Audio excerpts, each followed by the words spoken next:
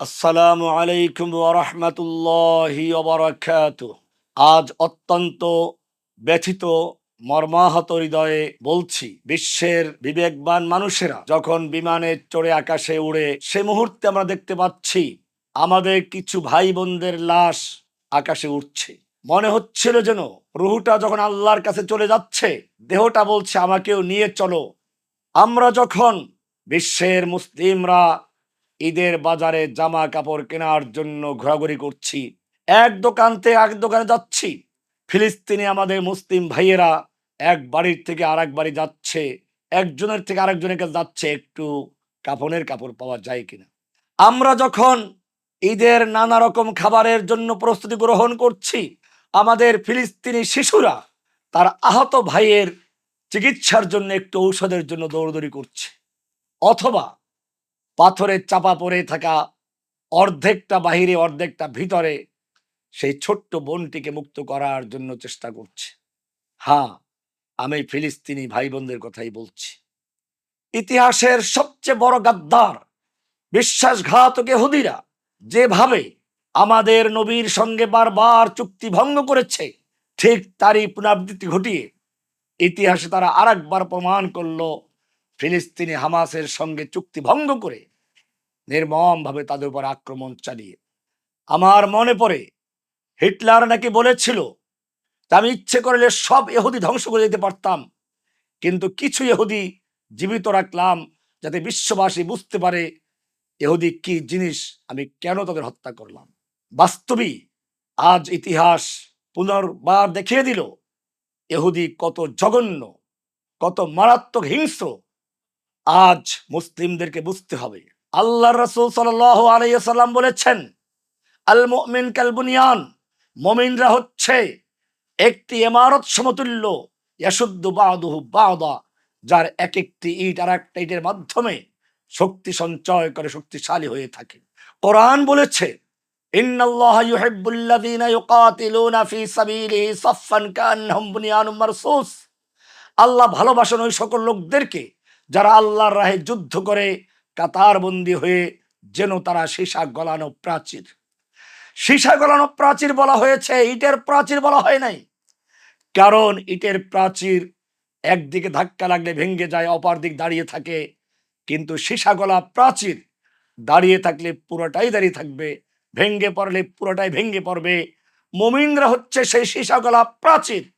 কিন্তু আজকে আমরা দেখতে পাচ্ছি আমাদের ফিলিস্তিনি ভাই বোনদের রক্ত মাংস হাড্ডিগুলো যখন আকাশে উড়াল দিয়ে ফরিয়াদ করছে, রব্বানা আখরিজনা মিন হাযিহিল ক্বরিয়াতিজ যালিমি আহলুহা, হে আমাদের রব, তুমি আমাদেরকে জালিম অধ্যুষিত জনপদ থেকে বের করে নাও।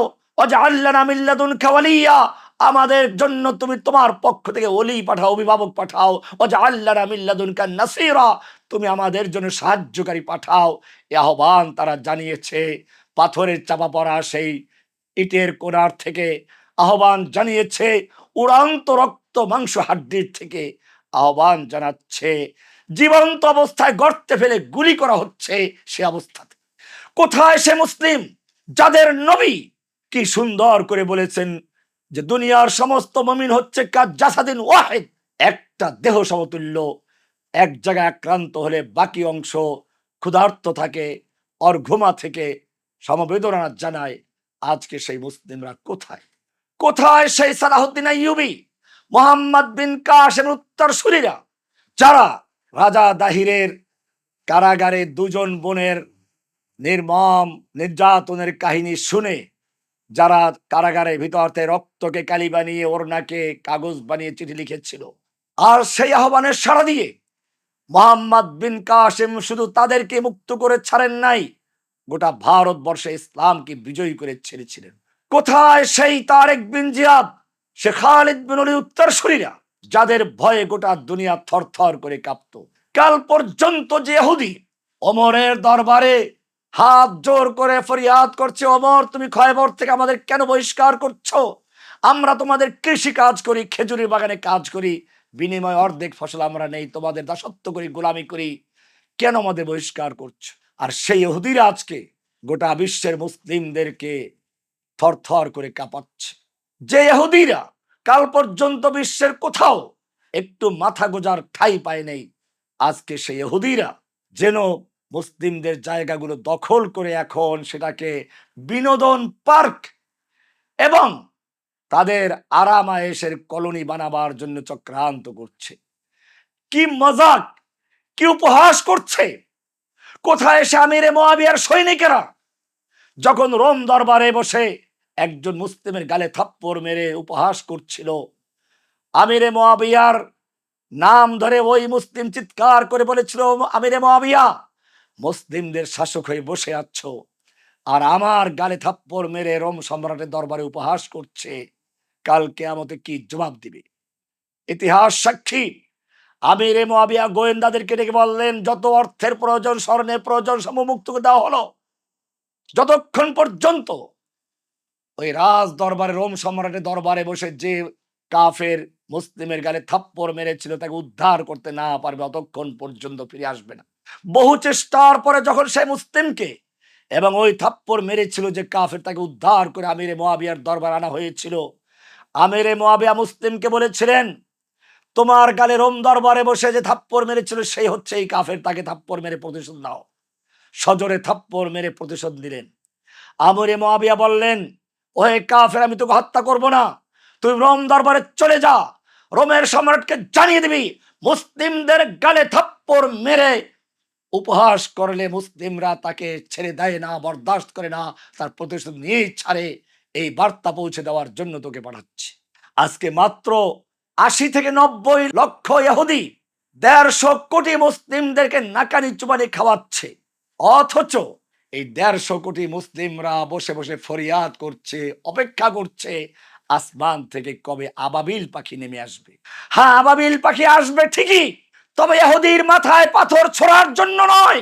এই ১৫০ কোটি দাবিদার মুসলিমদের মাথায় পাথর মেরে ধ্বংস করে দিয়ে, ইস্তাবদিল কওমান গায়রাকুম, এদের ধ্বংস করে দিয়ে তারপরেই আল্লাহ রাব্বুল আলামিন হয়তো ইহুদিদের ধ্বংস করার জন্য আবাবিল পাঠাবেন।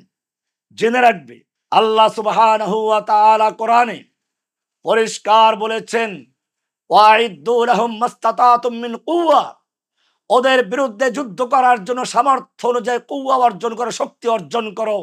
সে শক্তিটা কি হবে তা আল্লাহ রাসূল, আল্লাহ তাআলা নিজেই বলেছেন, আমির রিবাতিল খাইল, ঘোড়া প্রস্তুত রাখো, তুরহিবুনা বিহি আদুওয়াল্লাহি ওয়া আদুওয়াকুম, যার মাধ্যমে তোমরা আল্লাহর দুশমনদেরকে এবং তোমাদের দুশমনদেরকে ভীত সন্ত্রস্ত রাখবে। আল্লাহ বললেন ইহুদি খ্রিস্টানদেরকে ভীত সন্ত্রস্ত রাখার জন্য, আর আমরা আজকে তাদের বিরুদ্ধে প্রস্তুতি না নিয়ে বরং নিজেরাই ভীত সন্ত্রস্ত হয়ে আছি। হ্যাঁ, মাঝে মধ্যে বাৎসরিক ওরস পালন করে যেরকম, সেরকম মাঝে মাঝে কুদস দিবস পালন করি, অথবা নিন্দা জ্ঞাপন করি, বা বেশির থেকে বেশি একটু মিছিল করি, আর ওদের পণ্য বয়কট করার আহ্বান জানিয়ে যখন গলা ব্যথা হয়ে যায় তখন ওদের পেপসি কোলা দিয়ে গলা ঠান্ডা করি। ভাইয়েরা আমার, আমরা যখন আজকে এই অবস্থাতে আছি, ফিলিস্তিনি মুসলিমদেরকে তখন জীবন্ত কবর দিয়ে, কবরের মধ্যে ফেলে দিয়ে গুলি করা হচ্ছে, অথবা জীবন্ত মাটি চাপা দিচ্ছে। কি জবাব দিবে আল্লাহর কাছে কিয়ামতের মাঠে? এই শিশুরা যদি দাঁড়িয়ে বলে, আল্লাহ, আমাদেরকে এভাবে গুলি করে পাখির মতো হত্যা করা হয়েছিল, বড় বড় বিল্ডিং এর নিচে চাপা দিয়ে আমাদের দেহগুলোকে ছিন্ন ভিন্ন করে দেওয়া হয়েছিল, আমাদেরকে বোমার আঘাত করে আকাশে উড়ে দেওয়া হয়েছিল, বিশ্বের মুসলিমরা আমাদের ছিন্ন ভিন্ন দেহগুলো আকাশে উঠতে দেখেছে, কিন্তু তারা নীরব দর্শকের ভূমিকায় পালন করেছে। আপনি হয়তো বলবেন যে আমাদের কোনো সামর্থ্য ছিল না। ঠিক আছে, আমাদের আল্লাহ সুবহানাহু ওয়া তাআলা জান এবং মাল ব্যয় করার জন্য বলেছেন, ইন্নাল্লাহা আশতারা মিনাল মুমিনিনা আনফুসাহুম ওয়া আমওয়ালাহুম বিআন্না লাহুমুল জান্নাহ। এখন যদি জান দিতে নাও পারো, মাল তো দিতে পারো, কমপক্ষে অর্ধেকটা ফরজ আদায় করতে পারো, বাকি অর্ধেকটার জন্য প্রস্তুতি গ্রহণ করতে পারো। আসুন আমরা আগামী 12 তারিখে ফিলিস্তিনের পক্ষে তাদের সাথে সমবেদনা প্রকাশ করার জন্য যে মার্চ ফর ফিলিস্তিন আহ্বান করা হয়েছে, সোহরাওয়ার্দী উদ্যান থেকে মানিক এভিনিউ পর্যন্ত, সেখানে অংশগ্রহণ করি। ইনশাআল্লাহ আমি নিজেও সেখানে থাকব। আপনাদের সকলকে থাকার জন্য আহ্বান জানাচ্ছি। আখিরু দাওয়ানা আলহামদুলিল্লাহি রাব্বিল আলামিন।